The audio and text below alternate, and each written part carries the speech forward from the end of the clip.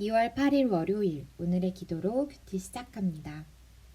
하나님, 형언할 수 없는 주님의 은혜를 받아 누린다 하면서도 제게 주어진 짐을 무겁게만 느꼈던 심정을 고백합니다. 하나님 말씀을 오롯이 받는 것을 방해하는 교만과 불신을 떨쳐버리고 온유하고 겸손하신 주님의 멍에를 함께 메고 온전한 쉼을 얻게 하소서. 예수님의 이름으로 기도드립니다. 아멘. 온유와 겸손으로 누리는 참된 안식. 오늘의 찬송 주님 보좌 앞에 나아가 찬양의 가사를 함께 읽습니다. 주님 보좌 앞에 나아가 참된 안식과 기쁨 나누리겠네. 경배하며 주의 얼굴 구할 때 신실하신 주님 찬양해. 신실하신 하나님, 신실하신 주. 나의 주 하나님은 신실하신 주님. 기도 들으시는 하나님, 폭풍 속에 내 등불 내 노래시라. 주의 날개 아래서 내 맘 쉬리니 신실하신 주님 찬양해. 신실하신 하나님, 신실하신 주. 나의 주 하나님은 신실하신 주님. 아멘. 마태복음 11장 20절에서 30절 말씀. 예수께서 권능을 가장 많이 행하신 고울들이 회개하지 아니하므로 그때 책망하시되 화 있을진저 고라시나 화 있을진저 벳세다야 너희에게 행한 모든 권능을 두루와 시돈에서 행하였더라면 그들이 벌써 베옷을 입고 제에 앉아 회개하였으리라. 내가 너희에게 이르노니 심판날에 두루와 시돈이 너희보다 견디기 쉬우리라. 가버나움아 내가 하늘에까지 높아지겠느냐 음부에까지 낮아지리라. 내게 행한 모든 권능을 소돔에서 행하였더라면 그 성이 오늘까지 있었으리라. 내가 너희에게 이르노니 심판날에 소돔 땅이 너보다 견디기 쉬우리라 하시니라. 그때 예수께서 대답하여 이르시되 천지의 주제이신 아버지여 이것을 지혜롭고 슬기 있는 자들에게는 숨기시고 어린아이들에게는 나타내심을 감사하나이다. 옳소이다. 이렇게 된 것이 아버지의 뜻이니이다. 내 아버지께서 모든 것을 내게 주셨으니 아버지 외에는 아들을 아는 자가 없고 아들과 또 아들의 소원대로 계시를 받는 자 외에는 아버지를 아는 자가 없느니라. 수고하고 무거운 짐진 자들아 다 내게로 오라. 내가 너희를 쉬게 하리라. 나는 마음이 온유하고 겸손하니 나의 멍에를 메고 내게 배우라. 그리하면 너희 마음이 쉼을 얻으리니 이는 내 멍에는 쉽고 내 짐은 가벼움이라 하시니라. 아멘. 오늘의 말씀 요약. 예수님이 권능을 많이 행하신 고울들인 고라신, 벳세다, 가버나움이 회개하지 않자 책망하십니다. 지혜로운 자에게는 숨기시고 어린아이에게는 나타내심이 하나님의 뜻입니다. 수고하고 무거운 짐진 자가 주님께 오면 쉼을 얻습니다. 주님의 멍에는 쉽고 그분의 짐은 가볍습니다. 본문 해설, 예수님을 믿지 않는 교만, 11장 20절에서 24절에 관한 내용. 많은 노력을 기울였는데 결과가 미약하면 실망하기 마련입니다. 예수님은 가시는 곳마다 기적을 행하셨는데 특히 갈릴리 도시들에서 많은 기적을 베푸셨습니다. 그럼에도 회개하지 않는 고라신, 벳세다, 가버나움을 향해 예수님은 엄히 경고하십니다. 예수님이 죄 많은 도시로 알려진 두로, 시돈, 소돔에서 사역하셨더라면 그들은 벌써 회개하고 돌이켰을 것입니다. 특히 가버나움은 하나님 나라의 모습을 생생히 보는 특권을 누렸음에도 교만해 예수님을 믿지 않았습니다. 말씀이 가까이 있고 하나님의 놀라운 역사를 목격하고도 교만하면 은혜의 주인공이 되지 못합니다. 성도는 교만함으로 특권과 은혜를 잃지 않도록 주의해야 합니다. 잠시 멈추고 질문에 답해주세요. 예수님이 언급하신 두로, 시돈, 소돔의 특징은 무엇인가요? 위에서 세 번째 줄. 예수님이 많은 기적을 베푸신 곳이었습니다.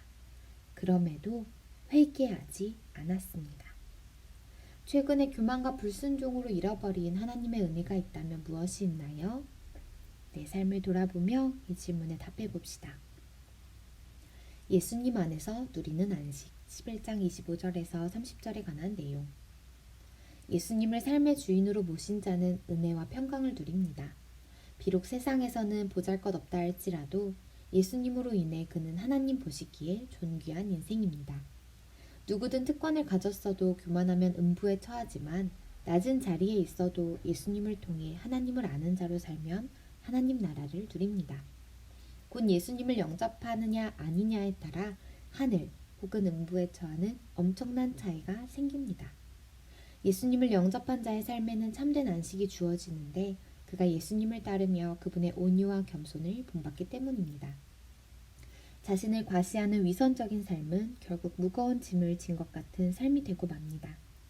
온유와 겸손을 구하며 순종할 때 우리는 예수님을 닮게 되고 우리 삶에 참된 평강이 임합니다. 잠시 멈추고 질문에 답해 주세요. 참된 쉼을 얻기 위해 예수님으로부터 무엇을 배워야 하나요? 밑에서부터 5번째 줄. 예수님을 영접한 자의 삶에는 참된 안식이 주어지는데 그가 예수님을 따르며 그분의 온유와 겸손을 본받기 때문입니다. 예수님 앞에 내려놓을 나의 무거운 짐은 무엇인가요? 우리의 모든 짐 예수님 앞에 내려놓읍시다. 묵상 에세이 주님께 배우는 샬롬 예수를 입는 시간 켄 시게마츠 한 신학대학원 총장이 대대적인 학교 복음 활동을 마친 뒤 아내와 함께 웨일스로 여행을 갔다. 부부는 휴대폰과 인터넷, 이메일 사용을 그만두고 성과를 좇는 삶에서 벗어나 조용히 쉬고, 걷고, 읽고, 자고, 먹고, 담소하는 삶으로 들어갔다. 그런데 곧 심리적, 육체적으로 심각한 금단 현상이 일어났다.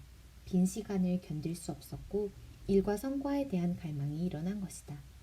일에 노예가 된 자신을 발견한 그는 안식을 누리는 새로운 삶의 리듬을 기르기로 결심했다. 예배와 가족과의 만남, 정원 가꾸기 등의 활동에 24시간 집중하는 꾸준한 안식의 훈련을 하고 나니 전혀 뜻밖의 결과가 나타났다. 바로 깊은 샬롬이 찾아온 것이다. 우리는 자신이 흘리는 땀으로만이 아니라 우리 주변에서 항상 떨어지는 만나의 은혜로 살아야 한다.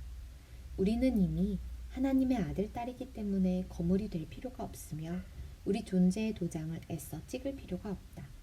예수님은 우리에게 말씀하신다. 나와 함께 길을 나서면 너희 삶은 회복될 것이다. 내가 너희에게 제대로 쉬는 법을 가르쳐 주겠다. 나와 함께 걷고 나와 함께 일하여라. 자연스러운 은혜의 리듬을 배워라. 나는 너희에게 무겁거나 맞지 않는 짐을 지우지 않는다. 나와 함께 있으면 자유롭고 가볍게 사는 법을 배울 것이다. 한절 묵상 마태복음 11장 28절에서 29절에 관한 묵상. 예수님은 우리의 수고와 무거운 짐을 없애주신다고 약속하지 않으십니다. 문제는 사라지지 않고 인생의 무게는 변함없지만 그럼에도 마음이 쉼과 평안을 누리는 것은 예수님을 주인으로 모신 이들이 누리는 놀라운 은혜입니다.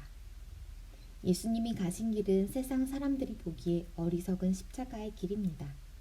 온유하고 겸손한 마음으로 그 십자가의 길을 배우며 따르는 사람에게 주님은 세상이 줄 수 없는 참된 안식과 평안을 약속하십니다. 영적 성장의 목적은 성공적인 삶이 아니라 기꺼이 말씀에 순종하는 삶이다. 트레이시 윌리엄슨. 오늘의 기도 드립니다.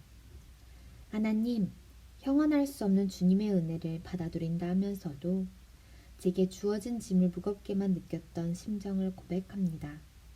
하나님 말씀을 오롯이 받는 것을 방해하는 교만과 불신을 떨쳐버리고 온유하고 겸손하신 주님의 멍에를 함께 메고 온전한 쉼을 얻게 하소서.